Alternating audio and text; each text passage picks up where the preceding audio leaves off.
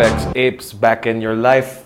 Episode 8, Season 1, Kettlebell Power. We have Coach Mark Limbaga. Sorry, from Limbaga from www.strongfirst.com. Yep. Did I get it correct? Thank you for coming on the More show. than welcome. Thank you. I'm your host, Pleasure. Mickey Winicky. I'm Edmund Vega. I'm Gerrick. This is Apex Apes. Alright, so Mark, you're a kettlebell instructor? Yes, I am certified with Strong First. I am a level 1 kettlebell instructor. And to be clear, Strong First is one of the best certifying agencies? I would say that. I wouldn't say. I wouldn't put. So great, really? What makes it so great? All right, let's put it this way. We teach strength and we practice strength, and we always say that strength has a greater purpose, and there are many aspects of strength. So it could be physical strength, it could be strength of character, strength of mind, so many things. But then Appetite.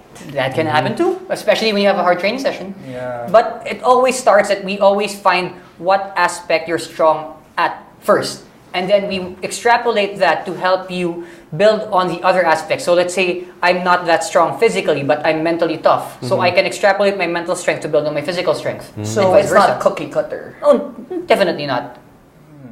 So as a strength coach, what do you think are like the baseline levels? Like if somebody comes up to you completely newbie, what are you looking for from them? Well, personally, the first things I always look for, can they move well?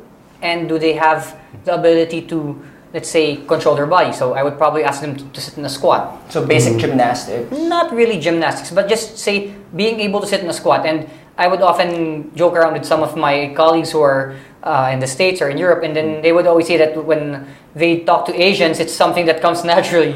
Not necessarily, but sitting in that Japan, squat that's is how they make yeah, deposits. and also in Indonesia. Oh, Yeah. yeah. And some places in China, China, they make yeah. deposits that way. Yeah, I think we talked about that like in the yoga episode, like Yeah. the squatting Yeah. position. Squat is probably the best way to Why? make a deposit. That's one. So why the squat? Are you looking for mobility? Can they perform something? Is that why the squat? That's one thing. You want to look for mobility, and another thing you want to look for aside from the squat is, let's say for guys, can you at least do a push-up? Okay. Because some people they cannot do a push-up. What's the equivalent for, let's say, you have a female client that comes in? Good question. Aside from the squat, sometimes what I would do is I would check if they could hold a plank, Okay. like for a certain number of time, and I would ask them if when they're at the plank, can they contract their glutes, can they contract their abs, can they stay tight, basically. So the plank, how many do you do it? So you say it's for time, right? Yeah. So 30 seconds. I wouldn't even say 50. but Probably what kind 15. of plank? Or like, is Yeah. it on your knees No, no. or? Just, The typical plank, on your forearms, Yeah, and then that's your hard. on your toes, and then I would always say at least 15 seconds. Can you hold that position? But then Contracting everything. yeah, contracting everything. There you go. That's hard. Just think about that. Flexing your butt Yeah. while you're in Yeah, there you go. 5 seconds, it's hard. 5 seconds. 15 seconds is so the wow. objective is to be able to feel your muscle, or your Yeah, body basically, contract. we try to teach. The way we teach is we always want to teach you that the body is one piece. That's why they make deposits like that in Japan. In a plank position. No, in the squat position. I don't think it's gonna be the right place, man. Squeezing everything out. Tense, relax. There it comes out. Anyway, So what's next? after the that? plank, Well, from there, then I probably start doing some mobility drills, like probably seeing if they could crawl, if they could march. Let's say their head movement, are their necks tight. Then from there, of course, then we start with the lesson proper. But then again, I always say every movement has to be earned. how far along before they actually pick up a weight? Actually, it really depends. Some people can pick up a weight on the first day. Some people, they just have to learn how to move better first. So I give them probably one session, and then when they come back, I reevaluate. And again, it always depends on the trainee. So as Master SG instructor Brett Jones would always say, show me the client. That's awesome. So the squat is the first thing. One of the plank first is things. the next thing. These are one of the few one of things. the few Then the things. application of the mobility Yeah. and the contractions. Yeah, something like that. Then you build on top of Yeah, that. build on top of that. Are there benchmarks? Good question. Benchmarks in terms of can they do the next level of training? Of course, you always set benchmarks. Like, let's say before I make someone even touch the bench press, because everyone wants to bench, right? Especially for males. If you can give me at least 10 solid push-ups, not doing your arms flailing, trying to get down and up like you're in a hurry. I want to see total control, and then if you can make your nose or your chest touch the floor every rep, Just give it a kiss every time. something like that. Just Yeah, the floor. Or let's say for guys, can you or let's say if you're using or kettlebells, can you hinge? Sorry. Yeah, but I mean, Imagine another then you dude. can, You know what's really wrong? Imagine, the power duo. Have you ever heard of the power duo? They do push-ups on each other, right? Are those a couple? Is that the couple? A Russian duo gymnasts. They start doing push-ups. They can do all sorts of like calisthenic exercises wherein they manipulate each other. Even They date each other? No, they don't date each other.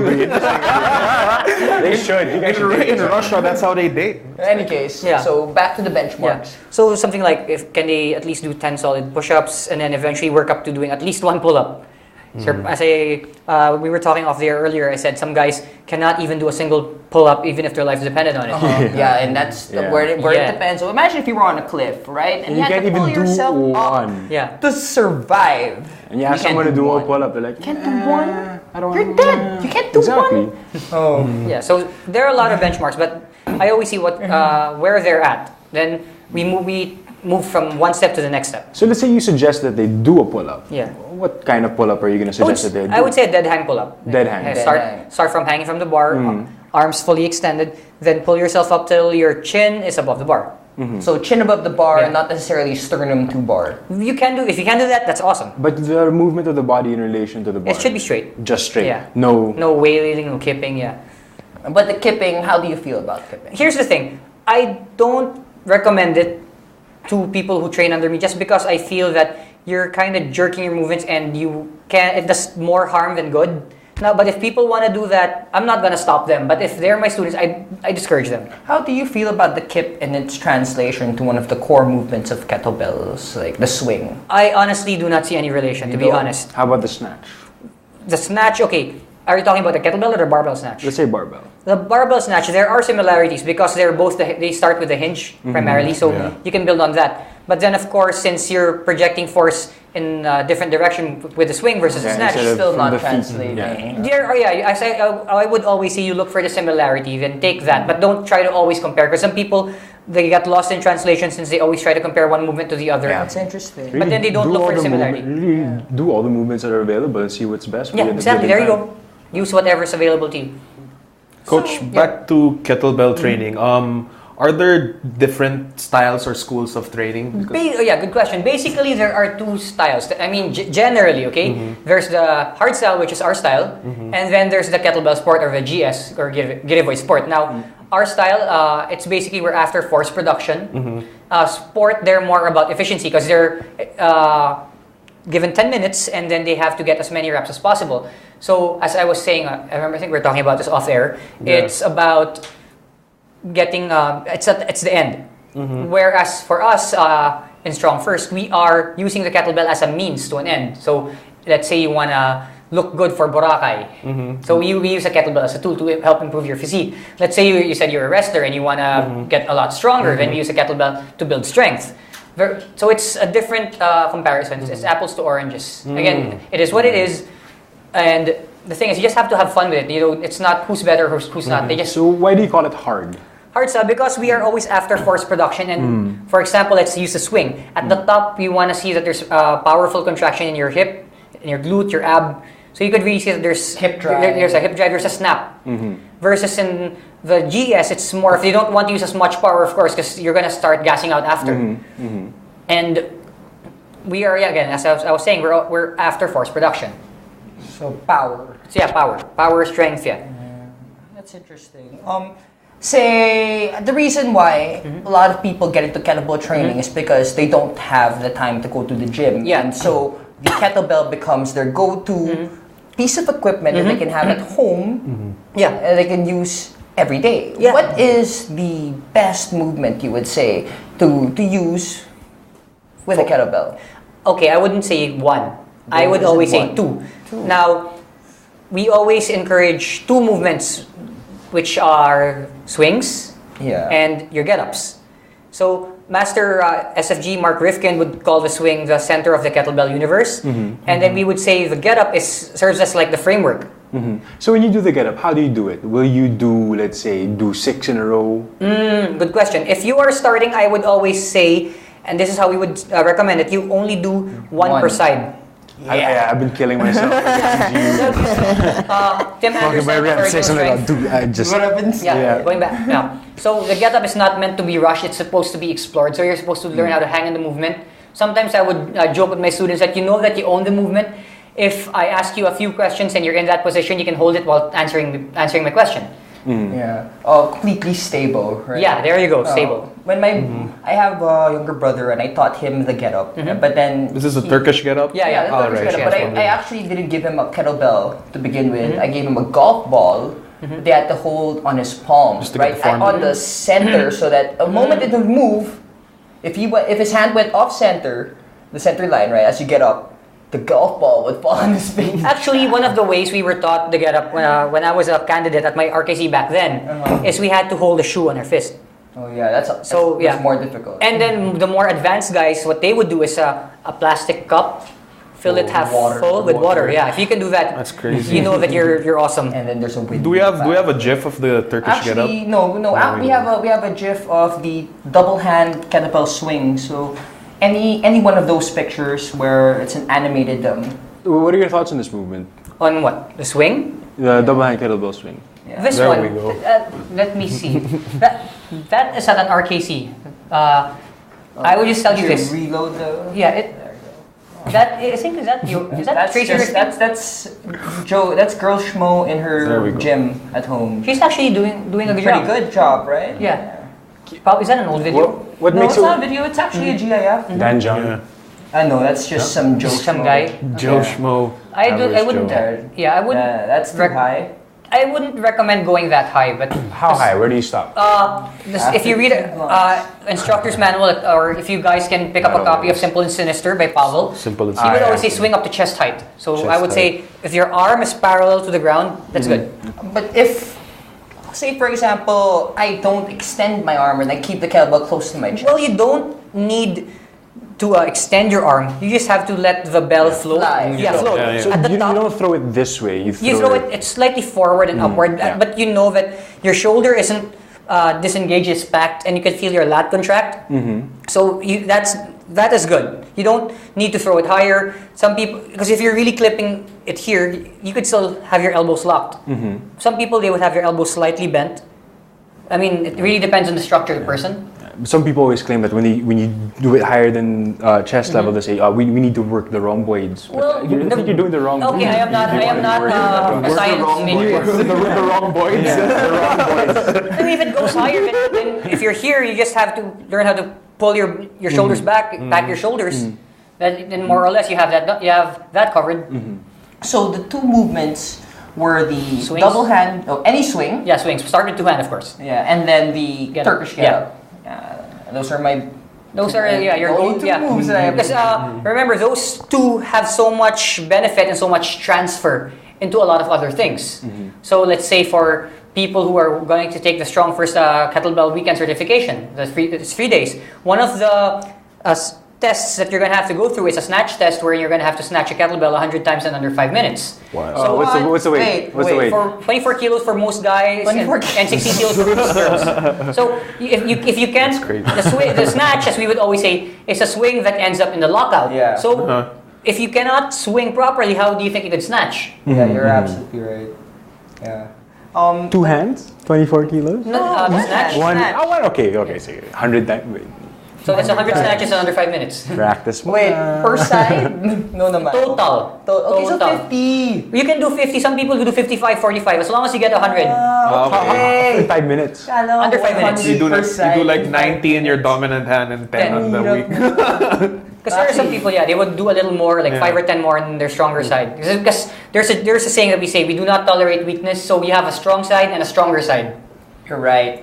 That's a good saying. Actually, 5 minutes is very difficult to do. I mean, what are we talking about? 100 snatches? Yeah. That's just for one movement of The snatch test. And that's done on the 3rd day. So imagine you've been practicing and doing some workouts since Your Friday. forearms banged up already. Well, the goal is you shouldn't be banged up, but that's why you have to prepare properly so you stay healthy and you can survive the weekend. Because you're and not only just survive, but you can actually pick up the lessons that are being taught. Are you able to certify people in the Philippines? No, I am a level 1 instructor, so I can teach people how to swing a kettlebell. I can teach people the movements.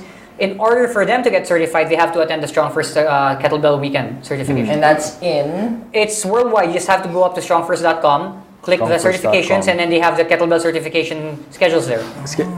Is there one here in the Still one Philippines? here. None yet. That's the goal. Eventually, Okay. we want to work to the point that we will have our own. There we go. This is there we the go. Strong First website. Yeah, so you just have to click Who is fella that on the guy? list. That is the Pavel chief. Yep. Tastulin. Pablo Satsulin, our chief instructor. Thought it was GSP Professor from the X, side. bro. Professor X. Professor X that can stand. Wearing a trench coat. Because he was doing pistols. Yeah, he's doing pistols. Wow. I thought it So was Gina you Carano. were saying? Oh, that's Laura Nepodal. Her husband is a master instructor. For a moment there, I thought that was you, actually. I think if ever this gets to the chief, please don't make me do swings. But I do take it as a compliment because Pablo is one of the people I look up to in terms of training, getting you stronger and educating people how to make other people stronger. His Russian kettlebell manual is what I actually... That was one of the Russian Kettlebell Challenge. That's an old book, man. Yeah, very, very old book. But yeah, that's Interesting the one psychology got that me he places like, into it as well. kettlebells. Yeah. Yeah. That's a Did good Pavel write the article like getting strong without bulking up? I think. That was one of the sayings in his book, Power to the People. Yeah, Power to the People is another one. Yeah, Power Yeah. to the People. Because Pavel Satsulin Satsulin, yeah. Satsulin is a very wiry dude. Yeah. But he's much stronger than he looks, actually. He is. You're right? I mean, he's a wiry dude. Isn't there like one movement that Pavel used to do, like it's barbell and then what do you call that? You just like lift it over his head. No, there was there was a movement that he does. It's a bent press that he had to kick. He had to start from here and then kick it up the shoulder, exactly. then wedge under the bar. Oh, It's like a windmill with a barbell? No, not windmill, the bent press. It's like The a bent one-arm press, yeah, press. exactly. Because you're here, yeah. But the difference is with the windmill, you start the weight is locked and then you push yourself under. With the bent press, the weight is here and your elbow is clipped to your lat, and then you kind of wedge yourself under. With Turkish get-ups, you recommend ending with a windmill? No. No, you don't need to. When you get up and stand up from the lockout, then you have to go down. Just go back down. But there are other movements that we call flows. Like you get up from start from the ground, get up to standing, then you can do a windmill. Other people even do an overhead squat or a bent press. But these things are more for mobility. But then, of course, you have to earn the right to do these movements first. And so for a normal-sized male, like in the Philippines, maybe 160 pounds, 165 pounds, what would be the proper weight To start, yeah. Okay. Depending on their fitness level, I would say a lot of guys can start out with a 20 or a 24 kilo. We're talking Start out, yeah. But if they're not in good shape, then at least a 16. 16. For females, it's always between an 8 and a 12. Oh, interesting. So female should be getting an 8 or 12 kilo. Depending on their fitness level, or let's say they're pretty fit, but and how strong they are at that moment. Are there any differences training a male versus training a female? One thing I will tell you, it's easier to teach a female to squat more often than not. Why is that? I guess because they're more aware of how to use their hips than males. Males tend to be better I and don't know about stronger you guys. in terms of grinding. I don't know about you guys. We're all hip driving. Do you lock out is the question. The show is powered by our hip drive. Hip thrust. Damn, Elvis Presley. Anyway, Yeah. okay. So females versus males. No, the only difference is that they're easier to train. You would say. I wouldn't say easier to train, but it would always depend on the movement. What I have noticed with females that I've trained, they tend to learn the swing faster than males. The males tend to do better with anything that has that's related to strength. So be it pressing. So anything that's mostly concentric, like Not really concentric, but it's more of anything that requires more muscle than technique. I mean, muscle yeah, things more. yeah, there you go. But of course, we don't want to rely on too much brute force. You also want to have the proper technique. Yeah, like I used to see a lot of people attempting to do the swings with a dumbbell, fall things inside the gym before, and That's crazy. And a lot of the things that a lot of what they were using was basically their front deltoid to just push the weight up. Yeah, and then try to get it overhead, right? And they missed the point entirely that it's supposed to be your hip drive. Yeah. And I'm just saying that. So it just looks like a kipping bicep curl. They look like they're playing volleyball with a dumbbell. Well, like they're doing the serve. Well, again, here's the problem. A lot of people, as I would say, they are trained by YouTube trainers. Now there's nothing wrong with that, okay? Because there are some good videos. But as I would always say, if you can get your hands on a really good coach to train you hands-on, don't miss out on that opportunity. Because the problem is some people are cheapskates. I'm sorry to say this. That's true. I mean, they would spend on expensive gadgets or expensive clothes, but then they would train. They would really scrimp on everything. I mean, Or maybe they've been fooled before, you know? Yeah. And they're a little bit more discerning with how they'll spend their money. Yeah. Was your heart broken by a trainer before? A few times. I think you got French. Lucky for her. But seriously, if, for example, you do see these trainers, what do you interrupt their training session? for Okay. example? Honestly, I do my best not to. Because there is, we have one of the tenets of any strong first instructor that I am a quiet professional. So I do my best to just keep quiet. But then if they are training, or they are training a regular member where I'm paid to help people, I would talk to them separately, like, dude, you gotta do this. So, but if they, let's say that trainee is paying that trainer, that's not my problem anymore. I like that. Quiet professional makes you sound like a very good escort service. Pay primo peso for that. No one's gonna find out. But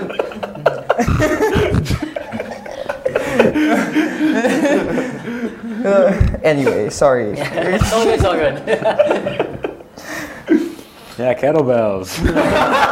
We're veering off. Well, actually, while we're on the topic, one of my mentors, Pat Flynn, had an article. I think he posted it last year. I gotta look it up again. It's on breaking muscle. He was saying that kettlebells make you better at sex. It generated so much popularity. That's I kid you not. because kettlebells are all about hip drive, which is what powers the show. Hip drive and squats. No, but seriously, Butter. and sex is really all about hip drive. I mean, seriously, it's about moving your hips. It doesn't matter if it's, well, it kind of matters, but it doesn't matter Was the that swing much. Yeah, so the motion in the ocean is hip drive. That's what they refer to when they say it's not the size of the boat. That motion, that is the kettlebell swing. I swear to you, you learn that, you will be better at sailing. So besides wanting to be awesome at sex, are there other movements that kettlebells can like do for you? Okay. Besides the hip drive, maybe it's the catch on the bottom. No, seriously. When you do the get-up, since you're holding a weight overhead for, let's say, at least 35 seconds, because the average get-up takes like 30 to 35 seconds. I guess one thing is, let's say you're commuting and you have to hold on the rail because there's no seat available. I think that would help. And it teaches you how to stabilize your shoulder and then connect the weight to the rest of your body. So I guess waiters would benefit from learning get-ups. Waiter walks. Yeah, that too. Coach, what about kettlebell training for curing injuries? Like, I have a rotator cuff injury. Okay, here's the thing.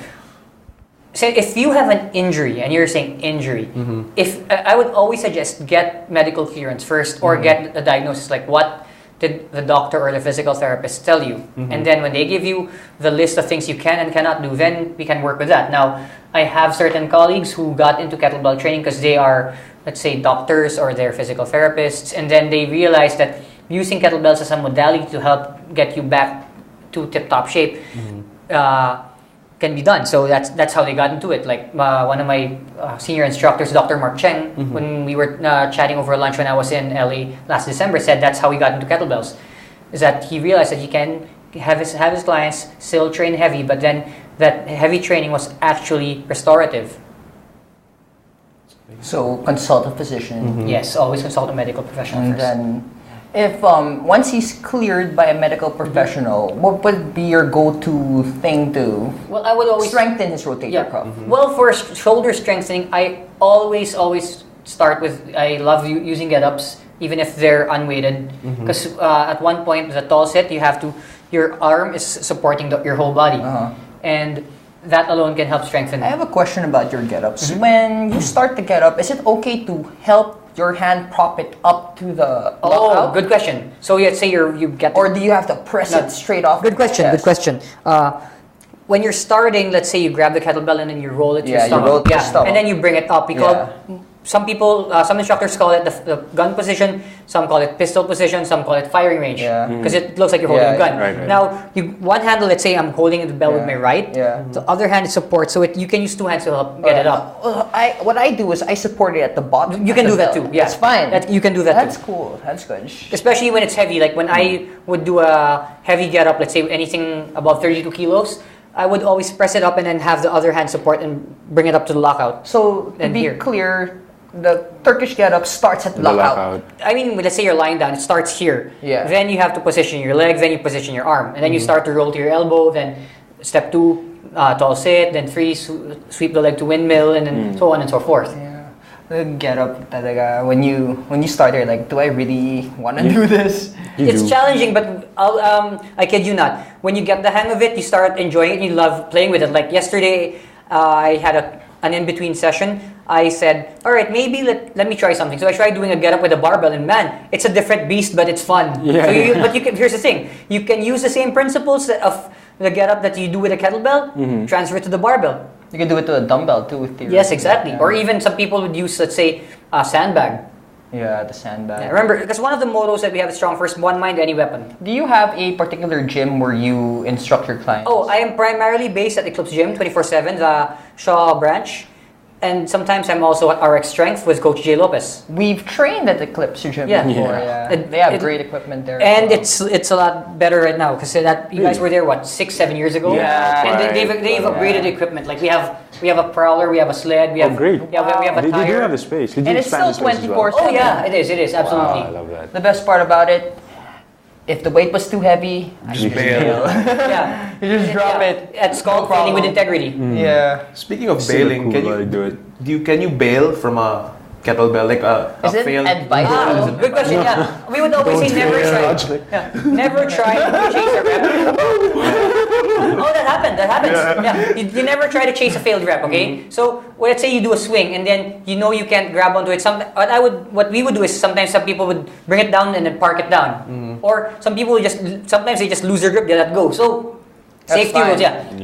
Safety What's better rules, than getting hit? Yeah. That's why the one rule that we always say with kettlebells: never contest for space with a kettlebell. The kettlebell will always win. You're right. So let's say you're doing a get up and then you know you're not gonna miss it. You can, if someone's spotting you, then he can help take the kettlebell away from you. Or what I would do is I would try to bring it down, or if not, I would dump it away from me. Safest space. So that's why you always need space. In terms of, today you only have 5 minutes to work out. What are you doing? First question: what is the goal? You just want to get a workout in. I just want to get a workout, and then I would just probably do a number of swings every minute for 5 minutes. So let's say I said 10 swings. I'd do 10 swings, and then I'd wait for the time to expire, and then I'd do 10 swings again. So I'd end up doing 50 swings. So I'd probably really go all out in terms of intensity, so I could get that workout that I want. But here's a catch: you are saying you're pressed for time. We have this other principle which is called grease the groove. That means that you practice the movement while you're fresh, spread it throughout the day. So let's say I actually did this when I was in the States because I didn't have access to the gym. That's how we started, Yeah, so what I would do, let's say I was practicing my one-arm push-ups and pistols. I would do 1 or 2 per side and then rest, probably wait for the next 2 or 3 commercial breaks. Are your one-arm push-ups with your feet flared or together? Flared. Most people have... The feet together version is a lot harder than people give it credit for. Yeah, Rocky didn't do it feet together. And his shoulder was pointing up. Yeah, and his shoulder was pointing up. Yep. Yeah. If you want to learn more about the one-arm push-up, you could check out my good friend Alex Salkin's website. He has a free ebook on the one-arm push-up. Oh yeah. Are you familiar with convict conditioning? Of course, as I told you, strong first is the continuation of the RKC. So, because where Pavel goes, that's where we go. Pavel is the RKC. That's what a lot of us believe. And convict conditioning was one of the bodyweight books released by Dragon Door. And Pavel, They published it. Right? Yeah. There was version 1 and version 2. Of course, I'm familiar with convict conditioning. That's awesome. Some of those things in that book seem impossible. Well, they are doable. But for bodyweight work, I prefer, okay? I'm not saying convict conditioning is bad. I just prefer Naked Warrior just a little bit more. Is there any benefit to being able to do like the one handstand push-up? Well, it will teach you how to link your shoulder joint, your elbow, your wrist to the rest of your body. Oh yeah, it's a lot like a get-up, I guess. Yes, in a way it is. And my one-arm handstands got a lot stronger just by practicing get-ups. We call that the what the hell effect or what the heck effect. Yeah. So in any case, Yeah. if you were like, there's a group of people, right? There are 5 of you. You need to work out really, really fast. You have 15 minutes to work out. What do you do? I always, normally, given that scenario, I already have a complex in mind, or let's say a body weight and kettlebell program in mind to give them. So it's sometimes top of the minute, like I was explaining earlier, or sometimes it's, let's say I would want you guys to do 5 reps and then do as many comfortable sets as you can in 15 minutes, something like that. Or let's say do 10 reps, 10 swings, and then let's say 5 push-ups. Do as many of those as you can comfortably. So I don't want you to burn yourself out. So you have a few general movements with different methods behind it, and do it.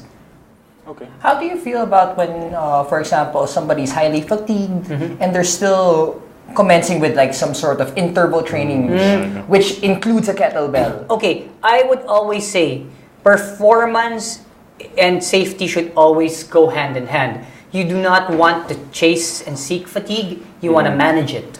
Absolutely. I mean, let's put it this way. I would say, I'll give an example to a friend. And I would tell him, let's say there are just 2 of us, and everyone left the party, and we still have like, let's say half a case of beer. Are we going to just chug it down right away, or are we going to spread ourselves out so we can finish it? And he would say, the latter. And that's the same thing. You don't want to always tire yourself out or blast yourself out. You want to be able to feel good after the session. You want to.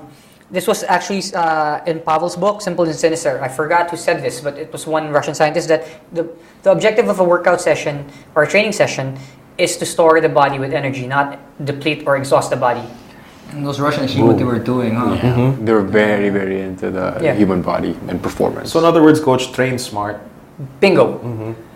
So in training smart, in terms of frequency, what's an ideal training schedule? Like how many times in a week? I would always ask how much time on your hands do you have? Like how much time can you devote? So that would tell me what I could give them. Some people can go 3 times a week, which is awesome. Some can only go twice. Some can even go 4. And I would also say you should be able to recover from your sessions. How integral is nutrition? Okay, I'm not a nutritionist first off, but let's put it this way. Nutrition is the fuel, correct? Yeah. So if you want to perform at a high level, you want to get the best nutrition that you can. I mean, you wouldn't put cheap gasoline in an F1, right? That's right. Yes, absolutely. Imagine you just finished a hard RKC session, go to McDonald's. Buy the best friend bundle. Carbo load. Let's go. And then we all Carbo load. and we all know how bad fast food is for our bodies, right? Yeah. But on certain occasions, it's great to reward yourself. That's a different story. Like, I mean, I wouldn't say no to Krispy Kreme once in a while. Oh yeah, of course. Put it this way: we want to earn it. Or let's. In one of Dan John's books, Intervention, he was talking about this lady who would cheat and sometimes do a lot of cardio, but then she's also able to do 10 pull-ups. Wow. Now versus this other girl that he named Edna, who thinks that stressing her body with a 5-pound dumbbell so he was saying that it won't do much for her. And so we were always saying that when you want to do something, you want to give your body something that will make you adapt. Yeah. So you don't, and so that's it. You want to earn it. So if you're not you're binging out but you're not training hard, you're basically defeating the purpose. But if you're trying to put on size, then that's a different story. Because a lot of people make the excuse, every time they go to the gym, maybe a lighter session than they'd like to think. Oh, yeah. But, they take a picture of themselves, put it on Instagram, say, oh my God, rip the shreds, let me ready for Every day, it's like Gains, a bro. diary. Then after you eat a lot, It's an online diary. While we're on the Today, topic- I can see one more ab. I am on my way. Yeah. if you position the light correctly. Do you mind if I apply? I'm going to do my friend a favor because one of my friends, and she's actually a really good coach, Artemis Cantalides. You can look her up at ironbodystudios.com. Iron body. She actually started a hashtag, which I think is going to be very beneficial for all of the ladies. Her hashtag is not afraid to lift because she's encouraging ladies that if you want to build that body that you want, you should teach yourself to love lifting weights. And I agree. everyone I know who trains seriously and does a good amount of work with weights. So what's the Females, hashtag again? Hashtag not afraid to lift. Not afraid to lift. Yeah, Not Artemis, afraid you to better lift, ladies. give me some praise. Remember, hip drive. Hip drive. So we always like to end our show with this short Q&A. Basically, tell us your top 3 things to burn fat, boost focus, and be better. and be better. Okay, number 1, burn fat. Okay, I know you said that we can curse, but I'm not gonna curse. But anyway, stop eating so much junk. Absolutely. Yeah. And then boost focus. 1, keep the goal as the goal. And Very important. yeah, that's the thing. And don't get distracted by other things, no matter how cool they are. So let me try giving an example. Okay, let's use some martial arts because most of us have done some of it, right? Yes. Now let's say my goal is to get my blue belt, for example, in jiu-jitsu. Now the problem is I'm learning all these moves and suddenly I want to do MMA. So I kind of take time off the mat and then I try to do MMA. So I'm not focusing on learning the finer details that I need to learn to master certain moves so I could get my blue belt. Now, is MMA good? Of course. But it's not leading you directly to your goal. So everything you have to do has to directly lead to your goal. Goal setting. Yeah. Be better. Be better. 1, always be a student. 2, stop. Don't be too emotional when it comes to certain things. You have to make informed decisions. Sometimes we are biased towards something because it has an emotional attachment to you. So sometimes you have to take a step back and then Really think. study it and There see you go. what is Yeah, best exactly. for you. Because I'll be honest, before I never really was so passionate about kettlebells. Then until I got my hands dirty and really divulged all the information, got deep into it, then I realized it has so many benefits. Oh, yeah. So does it mean like Mickey was asking me earlier, do I still do barbell work? Of course I do barbell work, but going back to number 2, since my goal right now is I'm preparing for my level 2 certification, I have to focus more. Understood. Now, then if I want to do something else afterwards, then okay, we can do that. Thank you very much. What's Mark. What's the third question? That was that was it. That was be better. Oh wait. Thank you. Well, thank you very much for. Thank you. Thank you for inviting me over. Thank you, Coach We had so much fun. So, do kettlebells with this guy. He'll show you how to do it right. Yeah. Strength first. Strongfirst.com. All right, guys, that was our show for today. Apex Apes, out of your life. The views and opinions expressed on any program are those of the persons appearing on the program and do not necessarily reflect the views and opinions of the New Media Factory. Some programs on this network might include strong images and language and may not be suitable for all audiences. Viewer discretion is advised.